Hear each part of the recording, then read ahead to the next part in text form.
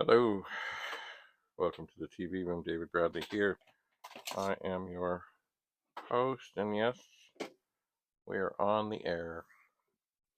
So what are we going to do? Well, we're going to look inside 1541 here. And I think there could be, oh, there's a screw. Certainly the lid did seem a little loose. I'm not sure. Nope, I don't believe there's a screw there. I'm not sure there's a screw there either. Oh yeah, I guess there is. Anyway, we must remember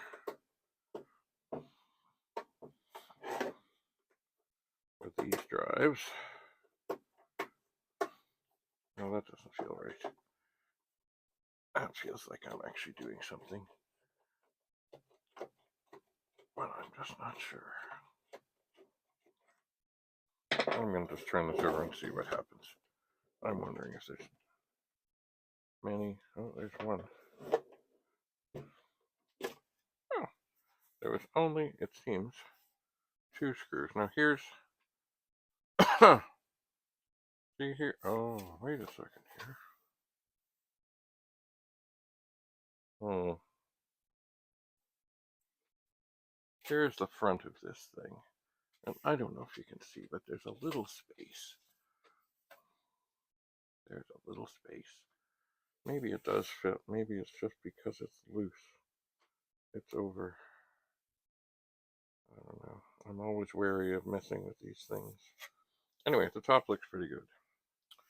It does. So now, we will look inside. Everything looks a little dusty. And a little bit warm. Uh-oh. I hate dropping screws. Oh well. Alright, so here is the circuit board. And as we can see, it's beautiful. I mean, it's a little dusty. But what really is wonderful. And this is not unusual, but it's, you know, there's oftentimes one, or sometimes more, of the main chips that are not socketed. Things are falling. Okay.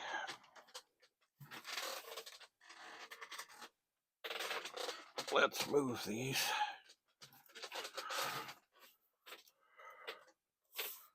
64s out of the way because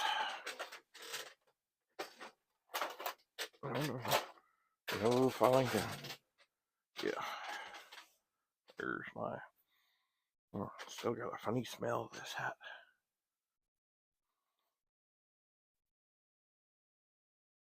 It does.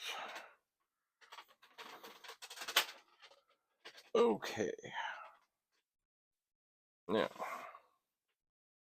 here's the thing with this. They're all socketed. And that is lovely. What I'm just doing now is just reseating them, even though everything is fine. I'm not taking them all the way out. I'm just basically giving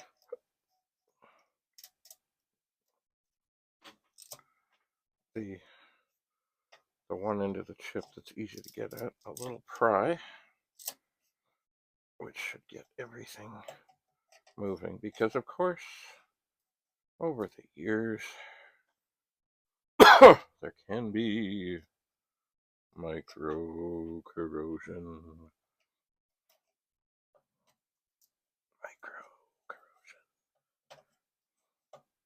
Alright, this one is being a little tougher. It's okay. It's okay. So inside of a drive like this, and this is it's not the shortest board. I guess it's probably the second shortest board, I think. We have a 6502 chip. We have two 6522 chips. And a 325527-01. And then we have, looks like a RAM chip, HM6116 I think that's a RAM chip. And then there are two, what I believe are ROM chips, 325302-01 and 901229-05. I seem to remember long ago when fixing drives, the one I had the most trouble with, and it always seemed to be the one that failed, was the 901229-05. Let's go on to our Google.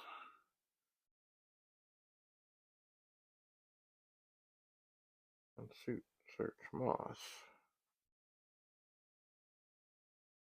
901229-05. MOS 901229-05. Kernel ROM for Commodore 15. Floppy disk 1541. Oh, it's taking us to eBay because that's the thing that came up. But that, not necessarily where I wanted to go. Oh, okay. So somebody is making a replacement for this. Huh, interesting. Where are they located?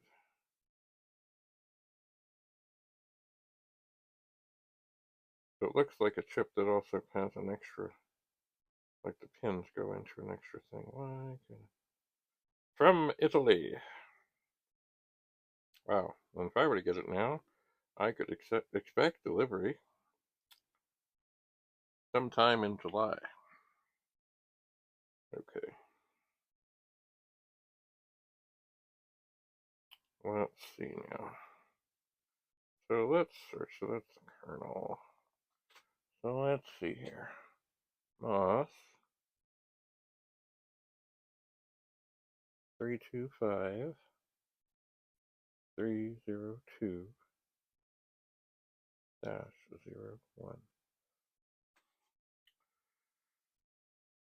MOS 325302-01 DOS ROM chip 2364 C $sign for 1541 drives with smaller board. Oh, cool.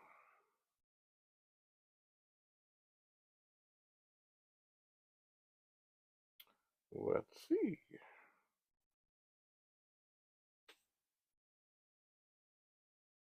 HM 6116 LP -3.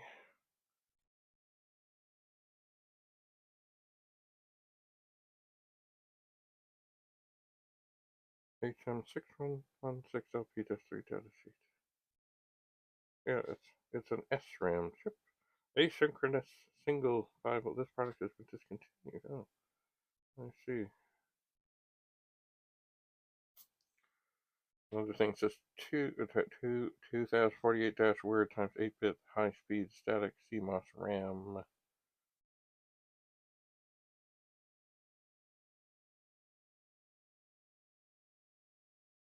Yep. RAM. Anything that seems to have 4 numbers that sort of, start with similar things and end with similar things and stuff seems to be RAM. What I'm interested in here right now, which I lost, 325572-01.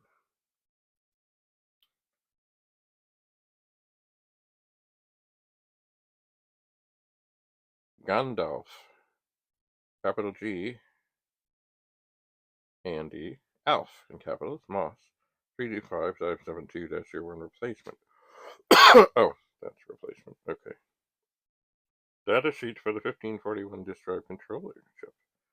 One custom CSG chip. I cannot find information. Oh. Gate array chip for the Commodore 1541 floppy.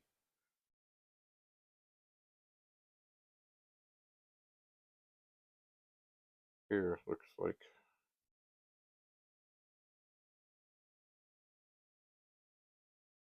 oh, there's all kinds of things here. So it looks like somebody does make replacement things. Not surprising. I like to stick with the originals.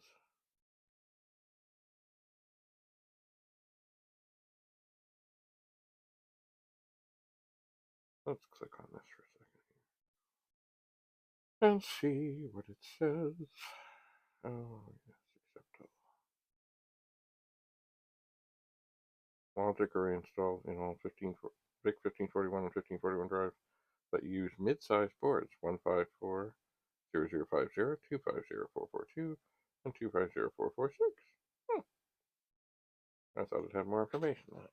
I wonder which board this is. 150 0056.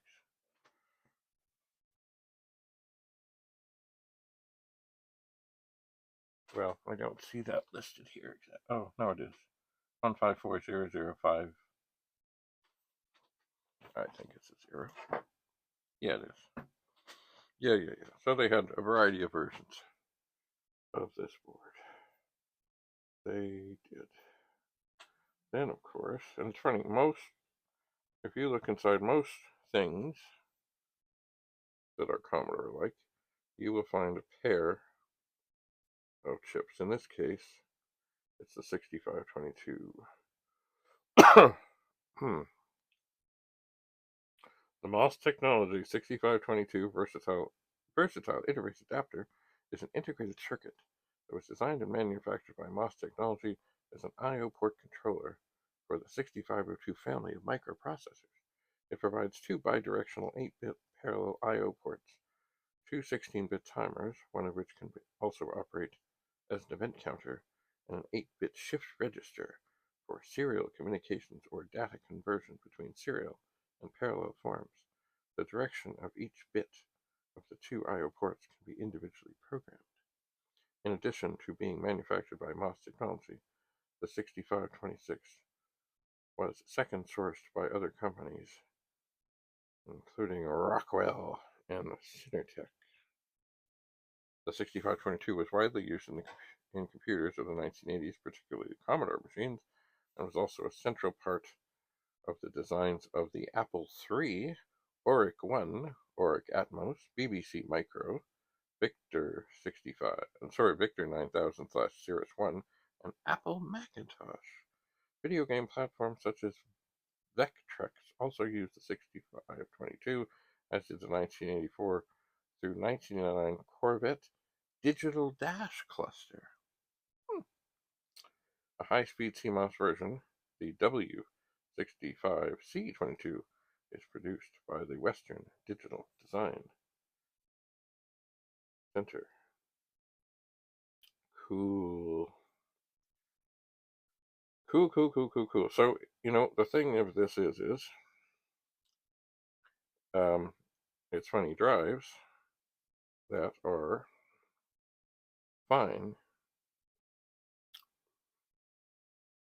but yet have trouble. Can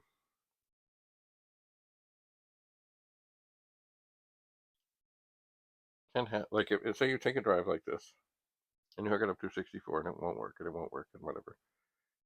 Basically, keep in mind, you have a power supply, you have a drive mechanism, you have a circuit board. And certainly, the 6522 chips, if they are bad, they can make it perhaps look like the drive mechanism is bad, but it may not be bad. First thing to do whenever you attack a disk drive such as this is, if it's not working,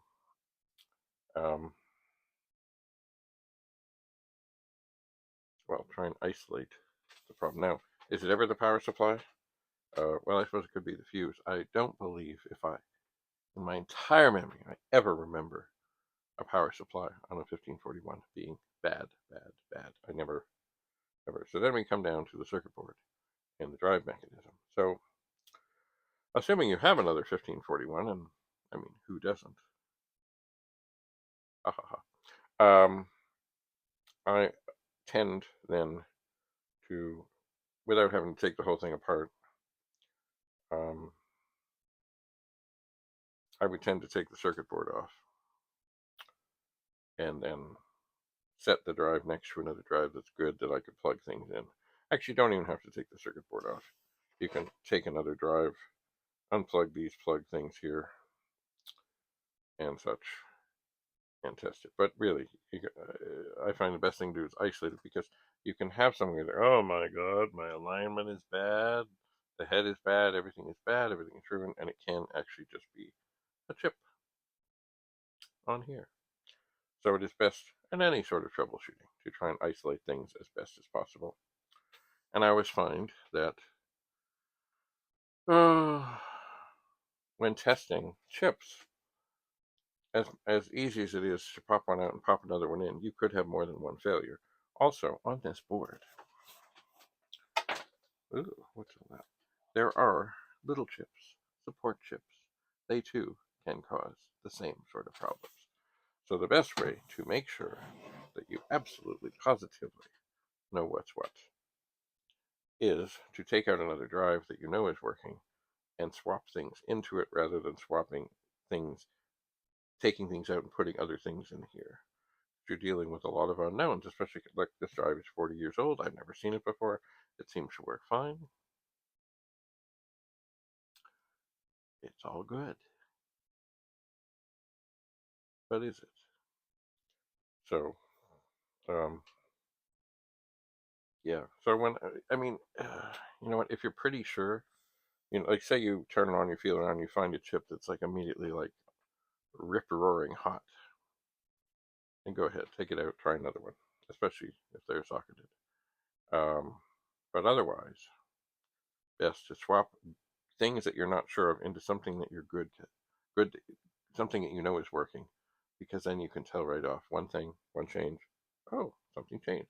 Oh, and because you may have more than one bad thing. For example, like say I was working on an 8032, and I had lots of strange things from another 8032,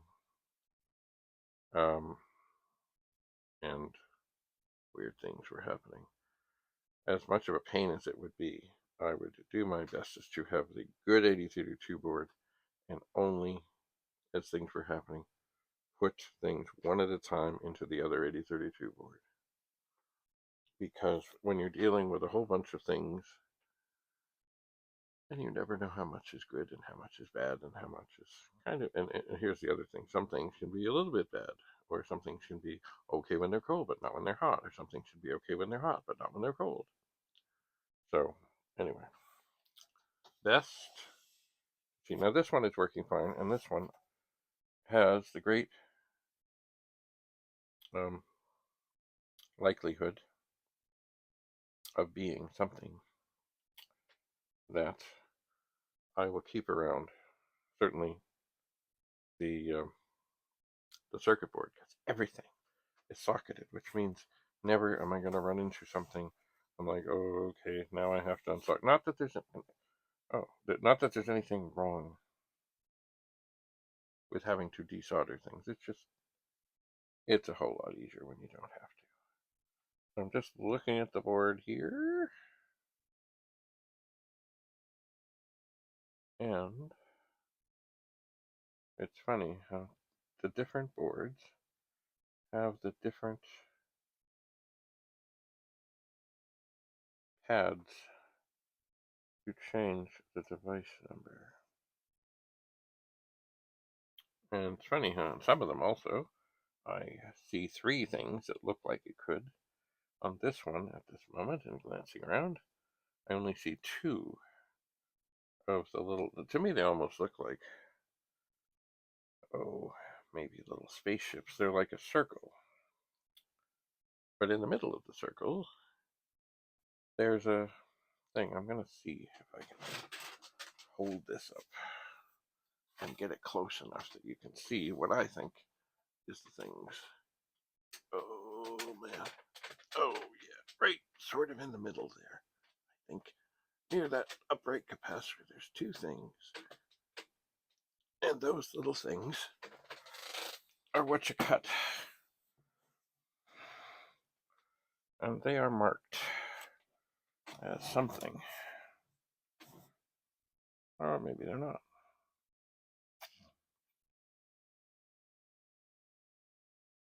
Anyway, basically you take a little knife, like an X-Acto knife, and you cut one of the things, and then you've got a different device number. 8, 9, 10, or 11. And once again, if we go back to Google, changing the device number on a 1541.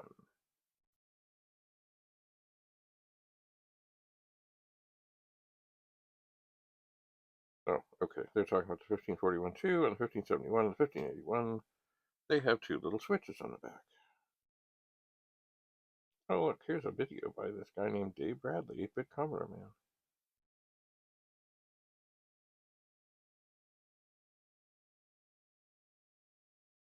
Oh. Device 12? Really? Interesting. Interesting.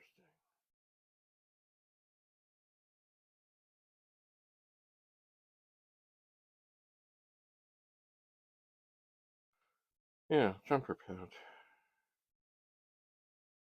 Oh, there's another thing here. Can't find the jumper pins. Device set. Oh yes, now the other thing people do,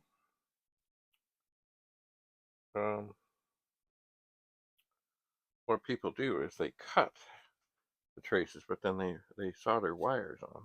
Then they run wires somewhere so they can actually switch the thing here.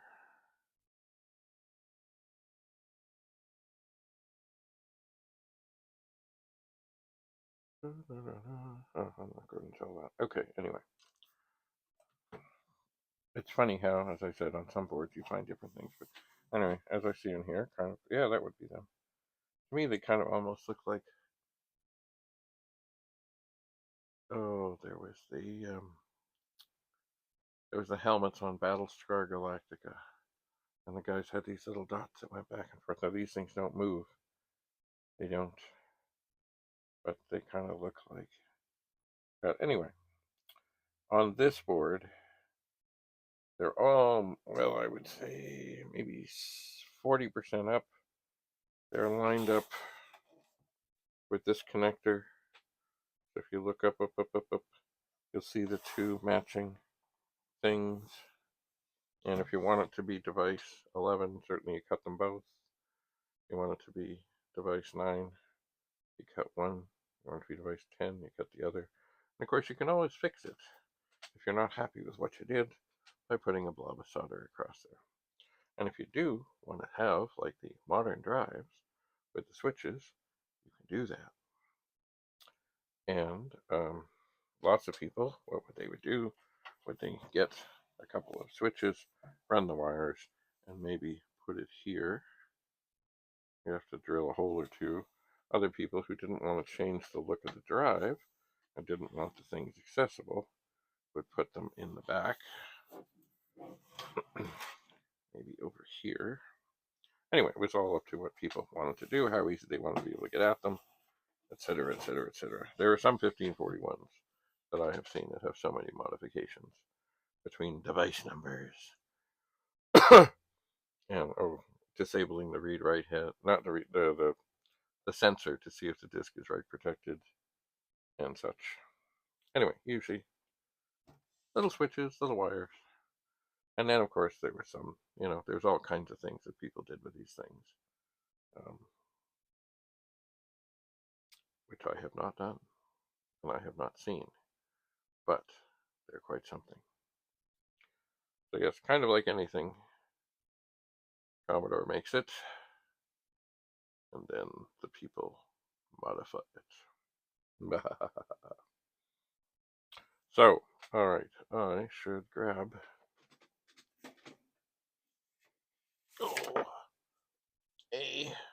hopefully. Oh. That's not blank.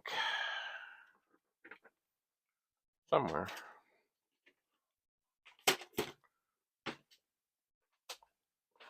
Oh, I think I see some.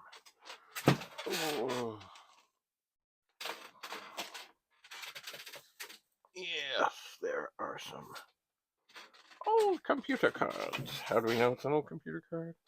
It has that little witness mark in the corner there. Okay, so 1541 trade.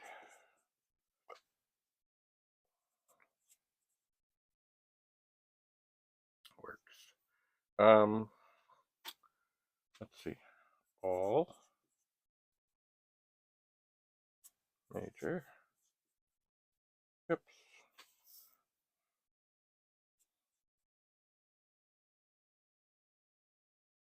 pocketed. That is a big thing.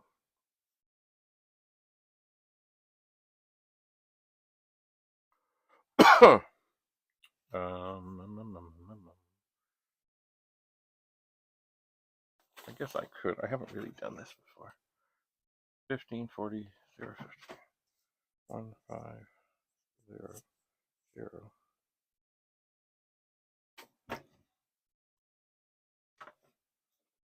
50 E C B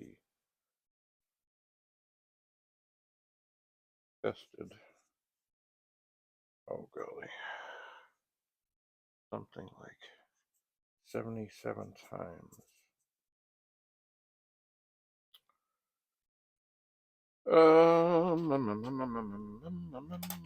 Ow. Okay. Let's see. Oh, there we have it.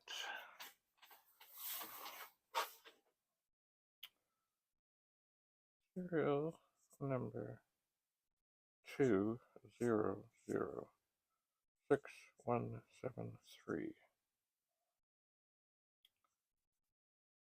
Made in Japan. Shock hazard, do not open. Warning, warning, container protection against fire. Blows only with the same type of and ratings of fuse. 250 volts, 1 amp. Good advice. So this is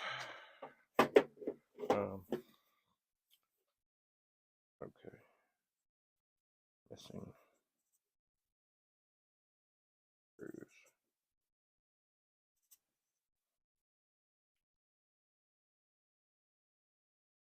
Repair.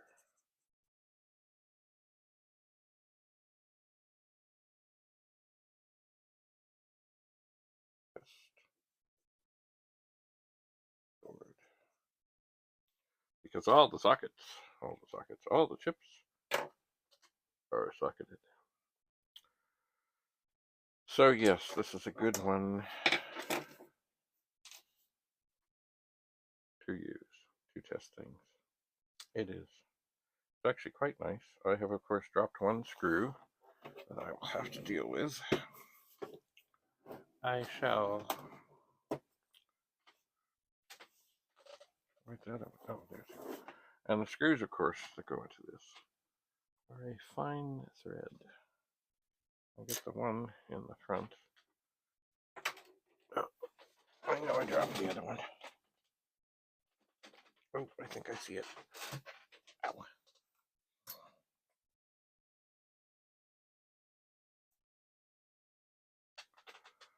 Oh, yeah.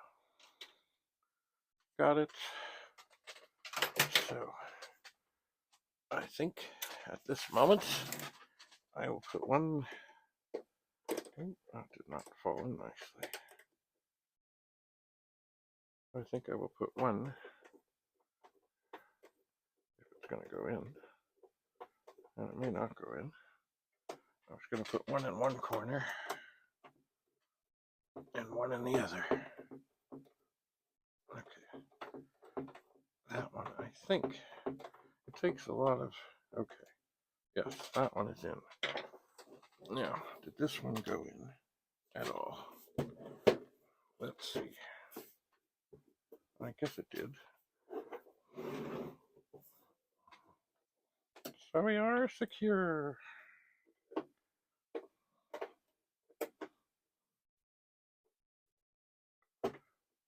Yes, we are secure, even though we are missing.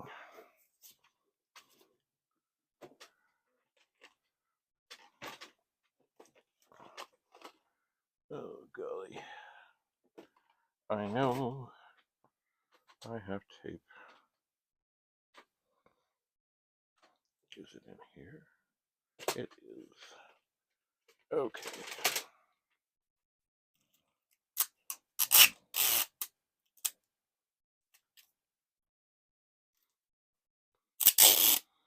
So there.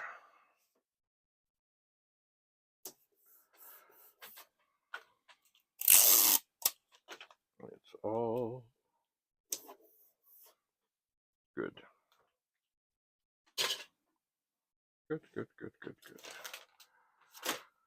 All right, this one came with no cables, no anything. I would put it right down below where I am here, but there's no room. So yes, I really need to do some major sort of tidying in here.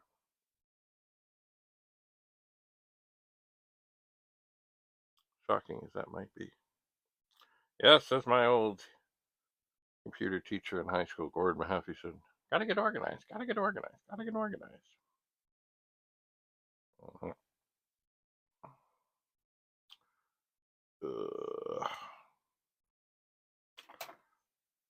Well, that went well. So I have many other drives to go through, and I suppose what I really should do is start to go through and figure out what I have that's good, and then decide. You know what, I guess what I need to do is do a multi-pronged thing where I make drives available completely, totally, such as this one. Except this one I'll hold on to because everything is socketed. And a lot of them, it's funny, a lot of them, most things are, but not everything. Yeah, so then I think I'll start to list individual chips and maybe 6522s as a pair, and maybe drive mechanisms that I know are working, and maybe circuit boards that I know are working, and basically make it so that if anybody out there, first of all, if they're looking for a disk drive, they can get it, the whole thing. But of course, remember, depending on where you are, yeah, shipping can be expensive. Especially, you know what makes these heavy? The power supply. Heavy, heavy, heavy. And the power supply is basically a big ass transformer thing. Anyway, but I guess the smartest thing would be to make as many things, whether individual parts or whole drives, available. And see, long ago when I did things online, it was mostly pins and buttons and things. I would have things in a bag, and I would put down the number of the bag so I knew where to find things. So I guess I have to come up with a new system to make sure that I know which box, which bag, which everything. So I can very quickly say, right, I need the ROM chip from a 1541. It's in this box, it's in this little bag, and then I can very carefully pack it up and send it on its way and see, depending on the country and the region and everything else, what the shipping is.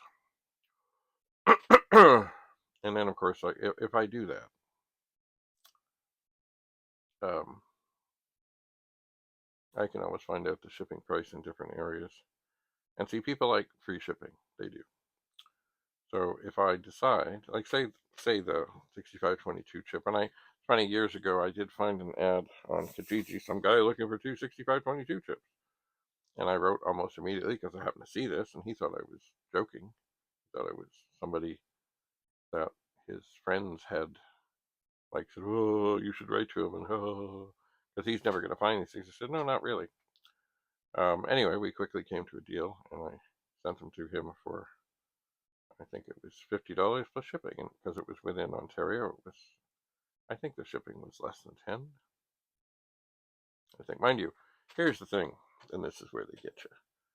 If you just put something in the mail without tracking, it's almost like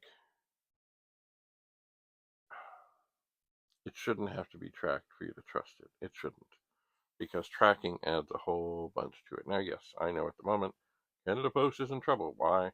Mostly because a lot of big companies have said, hey, we don't need to mail bills every month. We can just email them to people.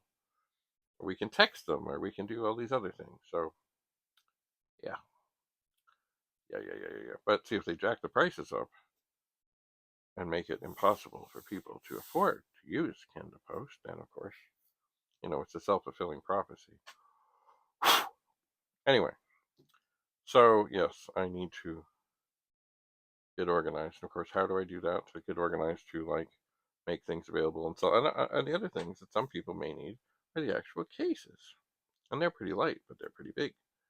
So I guess what I need to do is at one point to find a disk drive and decide, okay, I'm going to break this down.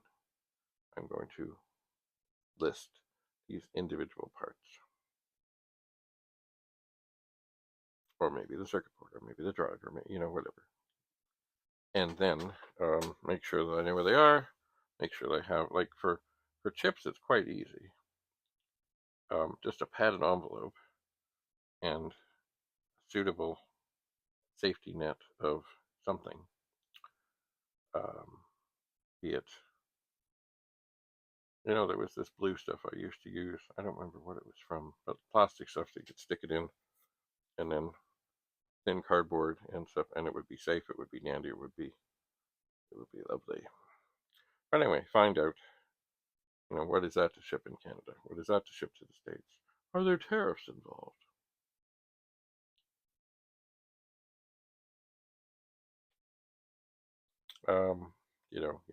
And then of course there's worldwide shipping, because there are people all around the world who are still doing these things. There are, and certainly it costs a lot less to ship a 6502 from a 1541 to somebody looking for one in a little envelope anywhere in the world than saying, well, I don't know what it is, I get the whole drive. Mind you, the best thing you can do if you're dealing with any of these things is, try to have one that works. And then if you get others, you can troubleshoot and figure out what's what. It's very hard otherwise, because I know people poke around with scopes and logic things and all kinds of things and looking for stuff, but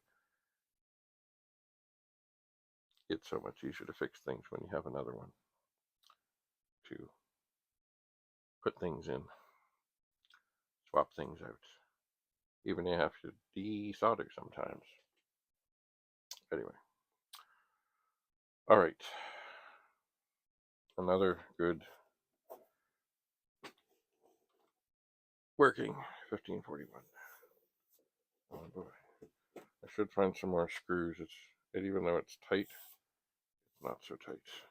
And of course this one also, this front thing, I guess it's been re-glued. I guess. Anyway. I suppose for anything like cases and other things that I might ever sell, I would strive to sell the pretty ones. Mind you, I have, like, right in front of me here, I've got 1, 2, 3, 4, like 7 drives right in front of me. Downstairs, there's more. I don't know. You know what? It's like 64. I don't even know how many 1541s I have. funny, Ian McIntosh, who I haven't seen for a while, but he was involved in T-Pug forever and ever and ever. It said it's perfectly acceptable to have 51 1541s, but no more than that. No, 41 1541s, but no more than that. Well, I think I have more. I think I do. Anyway. Well, thanks for coming. I never intended this to be quite this long. Thought we'd just take a quick look and be on. But this is perhaps more in depth, and hopefully it's helpful for people who are wondering about 1541s and parts and things, and I hope something here has been helpful. And we'll see you again somewhere. Perhaps back in the TV room, perhaps somewhere else. Until then, have a lovely, lovely day. Bye for now.